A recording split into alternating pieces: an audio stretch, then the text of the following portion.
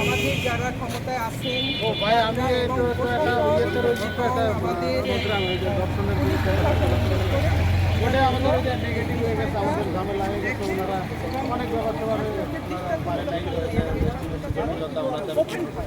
আমার একটা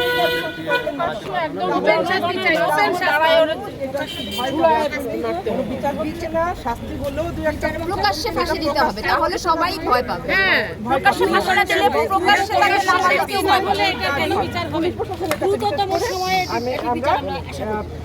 এটার তদন্ত হবে এবং প্রতিটা ধর্ষণের যেন সুষ্ঠু তদন্ত হয়, তা না হলে নিরাপরাধটাও শেষে যেতে পারে।